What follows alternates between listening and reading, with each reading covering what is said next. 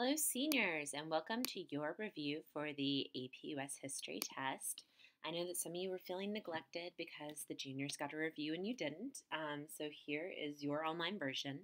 These are things that we've gone over in class. So the intention of this is to either if you've been absent from class or if you're missing a class due to another AP exam that you're taking, or if you just want to re-go over this stuff or write the FRQs with a little bit more time, this is where you should be looking for that.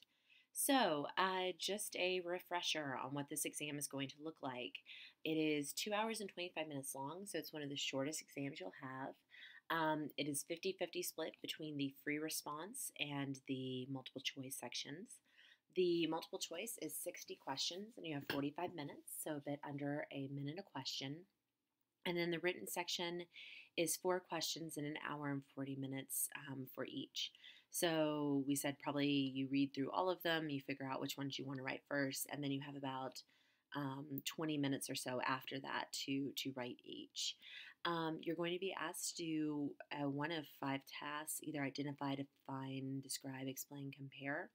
We've gone over each of these words. If you're having still some struggle with this, please come in to talk to me before school, after school.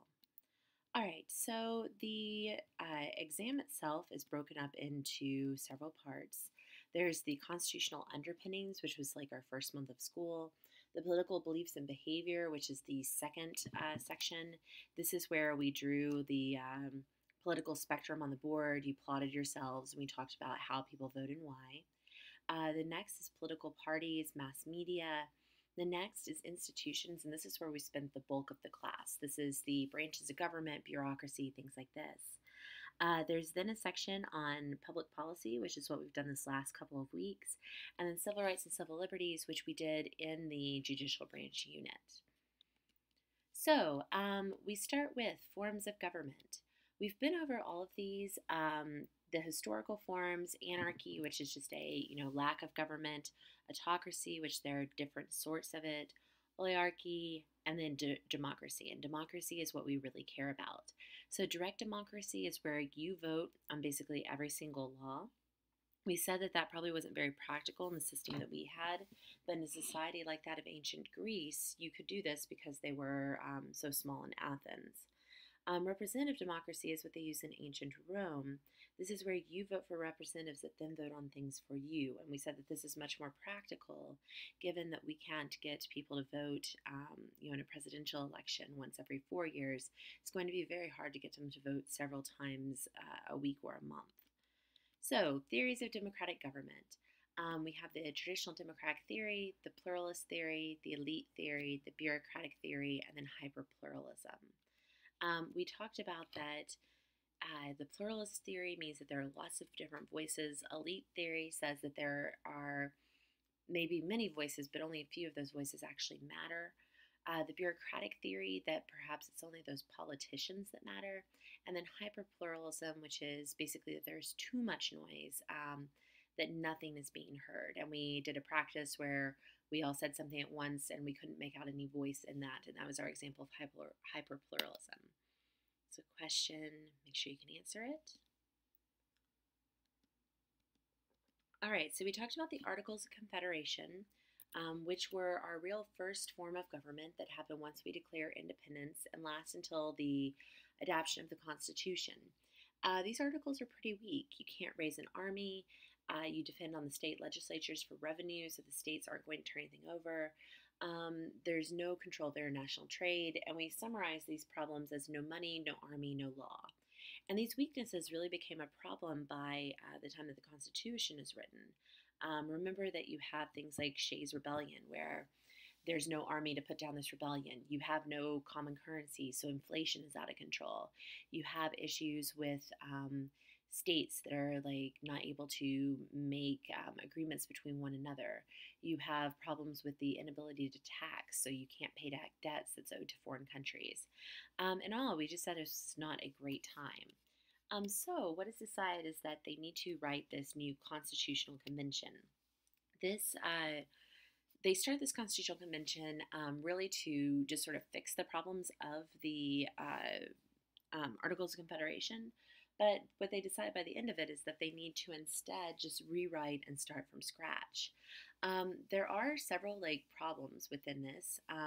There's a lot of debate over how they should proportion the way in which the legislative branch is set up. Remember that in the early days, they really thought the legislative branch was going to be the most powerful of the branches. The Virginia plan said that basically every state should get say based on how large they are. The New Jersey plan said everything should be equal. And the Great Compromise, aka that Connecticut Compromise, because remember we had just a ton of great compromises, said that basically they would make it these two systems together with a Senate and a House of Representatives, making it bicameral. The Three-Fifths Compromise solved the problem of how it was that we were going to allow for the representation of African Americans so that the population of slaves in your state would count for 3/5 of a person for representation purposes for this Congress. And then there were two main factions: the Anti-Federalists. This would be led by people like Patrick Henry, George Mason, who really said that you cannot have a strong federal government. You need a strong state government instead. And the Federalists, this is Hamilton, this is Madison, this is Jay, and they all believe that really you need a strong federal government, or you're just going to have these same problems we've been having all along. They write the Federalist Papers to solidify their point of view. We read several examples of these. These are very persuasive to the public, and the public really backs the Federalists. The Anti-Federalists agree to sign this after the adoption of a Bill of Rights, which are added to protect individuals from the federal government. So, question, answer.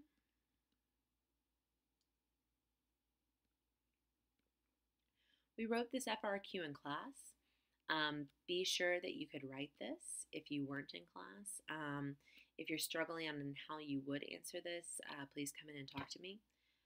All right, so the goals of the U.S. Constitution are what we say we find in the preamble: the creating a union, establishing justice, domestic order, common defense, general welfare, things of this nature. And the principles that we find in our Constitution are those principles that you've known since last year, that we did the mnemonic device: pandas really like Chinese food in summer. And we said that each of these principles you can find in some place in the Constitution. And I said that on a test you probably weren't going to be asked, list the principles of the Constitution, but you may be given a scenario like people vote for representatives that then vote on things for them, and you would say, oh, that's an example of republicanism.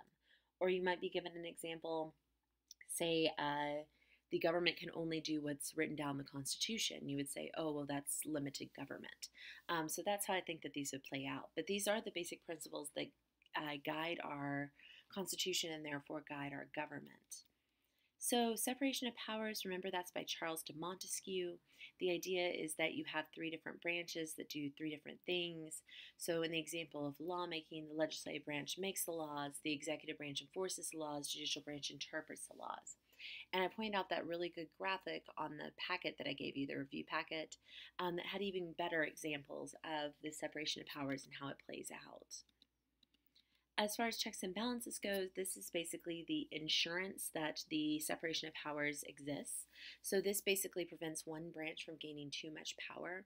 So example would be something like if Congress passes a law, well, the president can, of course, veto that law. However, that would be too much power for the president just to be able to veto something. So Congress can overturn his veto with a majority. Also, the judicial branch, if this law is considered to be unconstitutional, they can get rid of the law. Okay, federalism, we said, is really this idea about where the power rests between states and the Fed. And this is really the big debate in U.S. history: where should this power lie? And we said that even our biggest political parties, the Republicans and the Democrats, really go back to this issue of where should federal power lie, or where should power lie? Is it with the federal government or with the states?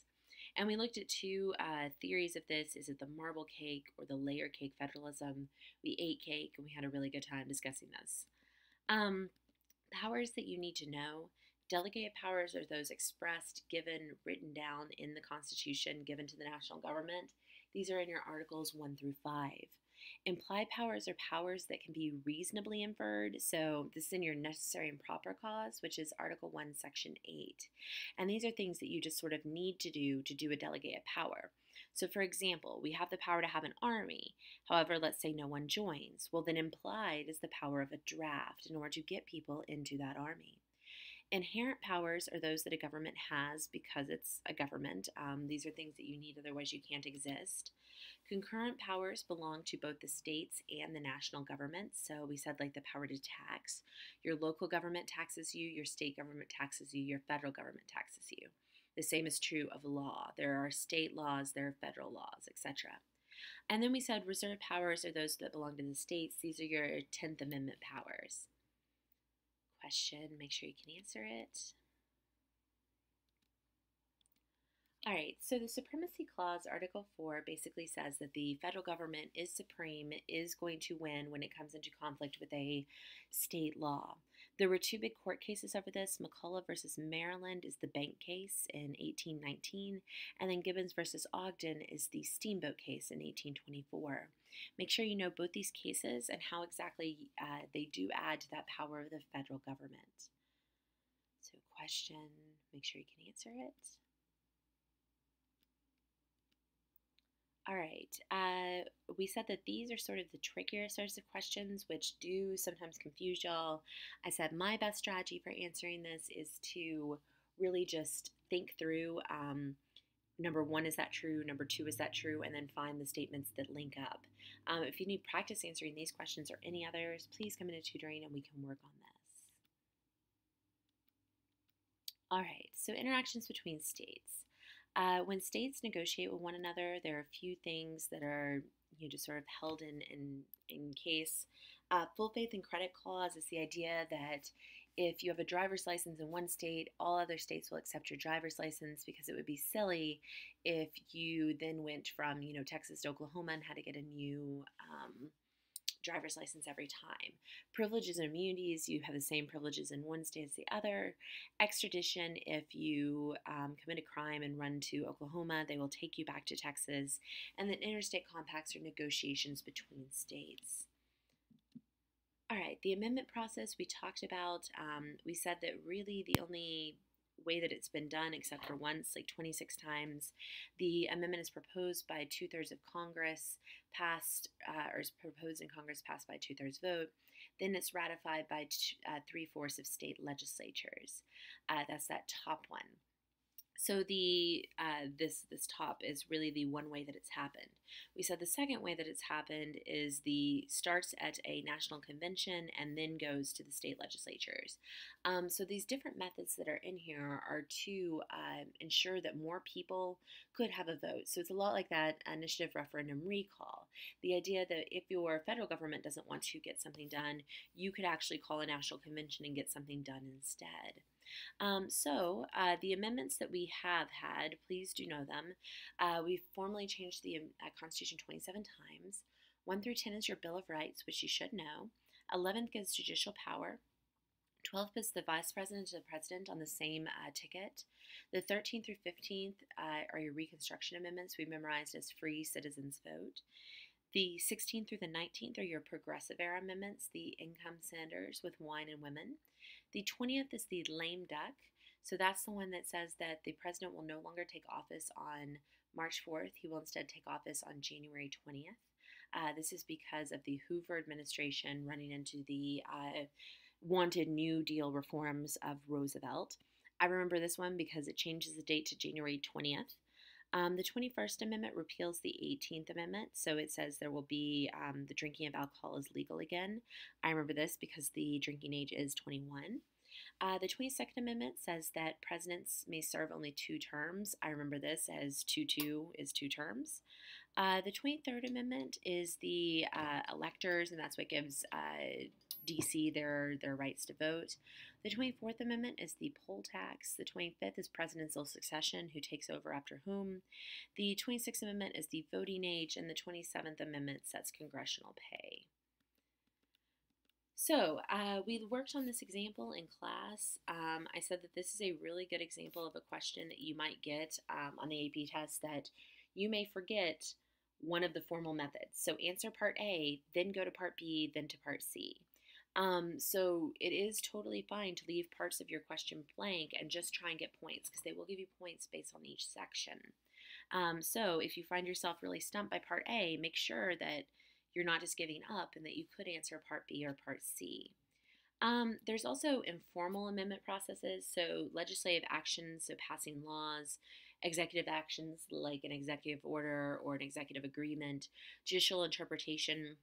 The example here would be in Plessy versus Ferguson, the court rules that segregation is legal. In Brown versus Board, 50 years later, they state that actually no, inherently separate but equals inherently unequal. Custom would be the other way, so we've always done it this way. So, for example, no other president that other than had more than 2 terms because George Washington hadn't. So this was just the custom. All right, so that is the end of part 1. So make sure that you can answer all of the FRQs that were in there. And if you have any questions, please come see me.